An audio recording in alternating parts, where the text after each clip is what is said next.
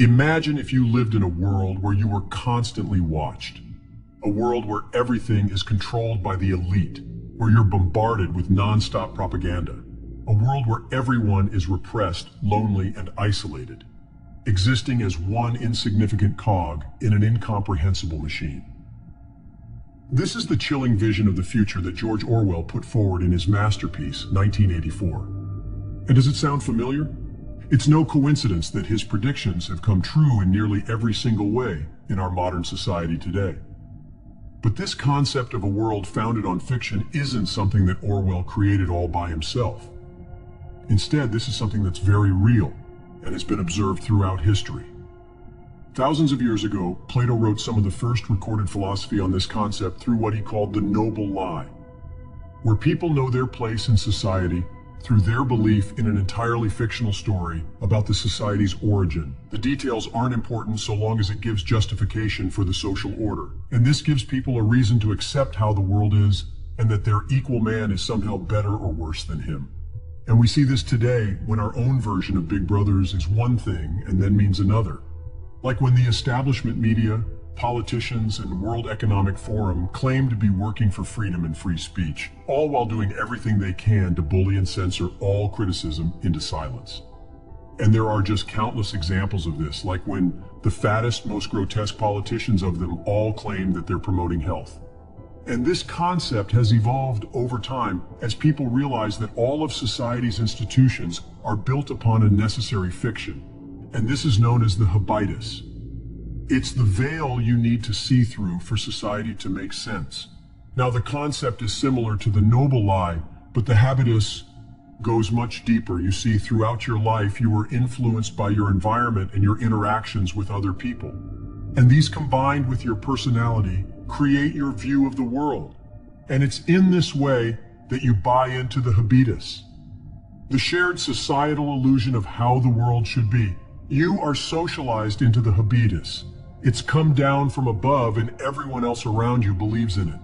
The habitus is the social contract between you, your fellow man, and the government. And it's what determines your culture. It's what determines all the societal trends around you, and therefore also decides the rules of society. And this stretches to everything. Our ideas of beauty, what's seen as valuable, what's seen as even right and wrong. But because it's influenced by the environment and how people treat each other, the habitus is always changing to reflect this. And the world of 1984 operates on a habitus.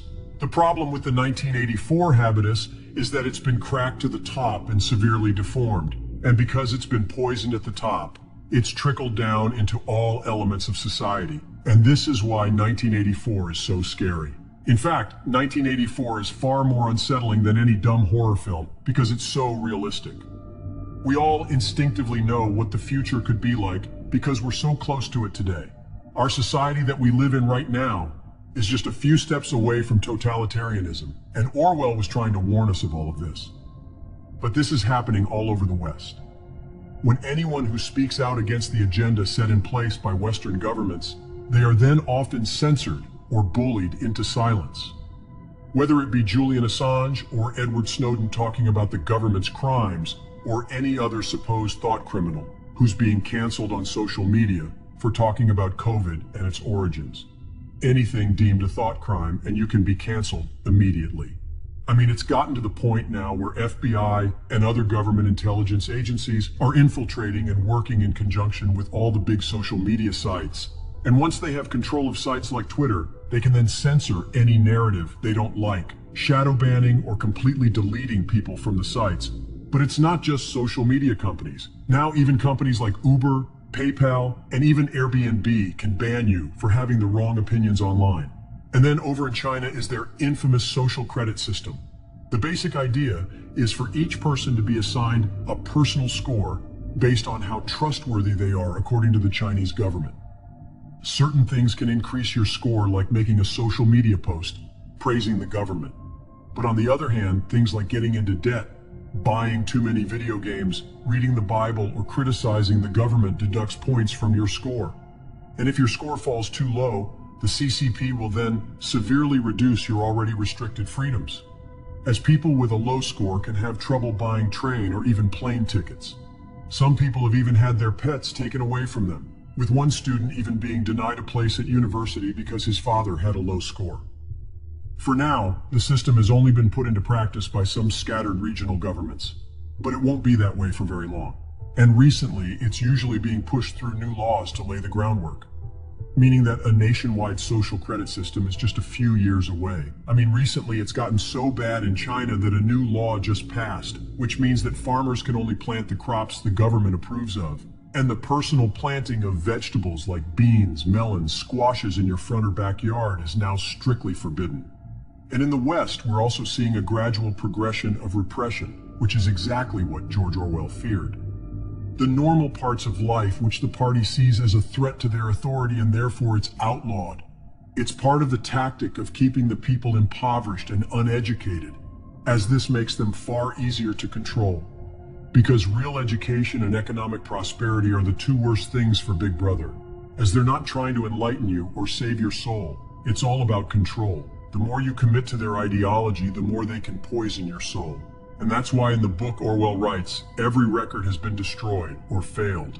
Every book rewritten, every picture repainted, every statue and street building has been renamed, every date has been altered. It's a beautiful thing, the destruction of words. And today in our own world, we're seeing a very similar process unfold. You see things as simple as children's books. I'm talking Roald Dahl books are now being pushed through a demented purity filter, where all bad words or paragraphs are now being rewritten. Words like witches are being turned to hags, fat turned to ginormous, black person to dark, cloud men to cloud people. Entire sections of these children books are being rewritten to eliminate any wrong think.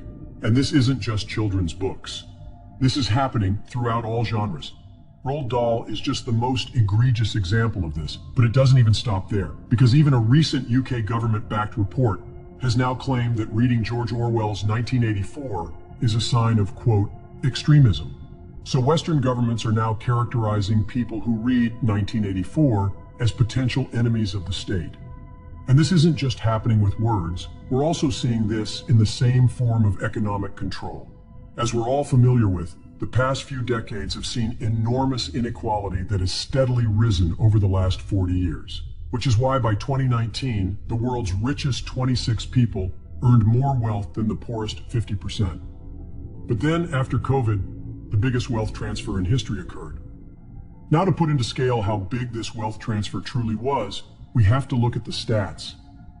In early 2020, before COVID began, billionaires alone as just people owned 2% of total global wealth. And this is only including publicly available information. But just a year later, and this number was now 3.5%. 1.5% more of the total global wealth has gone to just billionaires alone, all in a single year. And the result of this is ginormous wealth for the top elites and a never-ending hamster wheel for the masses, where you can never control your own money, where you never own anything, where you have no property, land or assets, or even any prospect of owning these things in the future. Just continually renting everything with nothing to your name. Because in the last couple years, as wages have stagnated, the cost of everything around you has gone up exponentially, only continuing to go up and up while your income starts to shrink. And so it was no surprise that as this great wealth transfer unfolded, the World Economic Forum unveiled their new plan, the Great Reset. Now, for those of you unaware, the World Economic Forum is a priestly caste of people, mixed up of global leaders, rural families, BlackRock, the world's biggest companies, the biggest banks, the biggest pharmaceutical companies, mainstream media outlets, and the top celebrities. Pretty much a culmination of the world's most powerful people. And these are the people who create agendas and policies that are then adopted by organizations such as the UN, World Bank, IMF, and national governments. And this private organization has no democratic vote, and yet it is quite clearly one of the most powerful organizations the world has ever seen. Not just affecting the West, but also Russia and China. So when they unveiled their plan for a great reset, this marked a new chapter in human history. And the leader of this organization is Klaus Schwab, who claimed the Great Reset would provide a unique window of opportunity to reshape our world. And one part of this agenda was to make the world greener and more carbon neutral. Which sounds great, but what exactly did he mean by this? Well, as you might have noticed, all governments in the West in just the last year have promoted these policies heavily, with the West now being forced to cut their ammonium and nitrogen emissions by 50% alone. However, for many farmers in Europe, their livestock normally produce ammonia, urine, and feces. And so farmers all across Europe were recently forced to cut 30% of their livestock, which meant huge swaths of farmers were forced out of business by the government. And yet these same rules never applied for sectors like the airline industry. So suddenly, farmers and workers across Europe protested. But at first these protests were smeared as just crazy right-wingers. But as this resentment grew and the protests gripped European nations, the government acted harshly, with live rounds being fired upon these protesters. I mean, in the Netherlands, they even changed the law that officers who killed protesters were now immune from manslaughter charges. And whilst the media covered this up, the Dutch government would never receive any backlash, as they were cowing to the World Economic Forum orders. And the working class people in Europe were forced to see their futures destroyed before them, as they were attacked and mocked in the media. And so it was no surprise that around this period, Klaus Schwab, the leader of the World Economic Forum, warned of increasing anger, because Western governments were now forcing the food supply to run dry, whilst artificially inflating the prices amidst a global food shortage, only deepening the economic crisis that the majority of the West were facing. And in an act of doublethink, something that came straight out of 1984, media outlets like Reuters would then claim that there was no evidence that the Dutch government worked with the World Economic Forum to impose these new laws. Which really isn't all that surprising, given the World Economic Forum partnered with Reuters for exclusive content distribution, as the World Economic Forum, otherwise known as Big Brother, controls the flow of information. And whilst you might not see the anger in the news, these protests haven't stopped in Europe. I mean, just recently, protests have gripped the country of France. As the President Macron has risen the pension age, many is going to take longer and longer before workers can ever receive a pension. Even though the majority of France hates this idea, this was imposed anyway, as democracy in Western nations is becoming a facade. In fact, democracies aren't even obeying the people anymore. They obey corporate and financial interests rather than the popular vote. The World Economic Forum over the people. And that's why our freedoms are slowly being stripped economically and socially. Because if everyone had social and economic freedom, then the whole system would collapse. And instead of new parties emerging and addressing these protests, you're now seeing the militarization of the police, more surveillance, more distraction. And it's following this agenda that people like Bill Gates are claiming at the World Economic Forum, that during our current worst cost of living crisis and the ongoing fuel shortages, Bill thinks that workers should now also be paying carbon taxes. Or whilst people like Bill Gates are using the most carbon of all, they'll preach things like private property for the average person will be a bygone relic, all while snapping up record amounts of farmland across the US, following their mantra of you'll own nothing and be happy. And all you're left with is, again, more distraction, more noise, more misery, more tension, and more depression. No more family units, less farms, less freedoms, and no more rights to pursue happiness. And this is just one of the reasons our habitus has been violently shifted towards consumerism and hollow material wealth, because we're being starved of it. And it's the perfect means to keep control in society.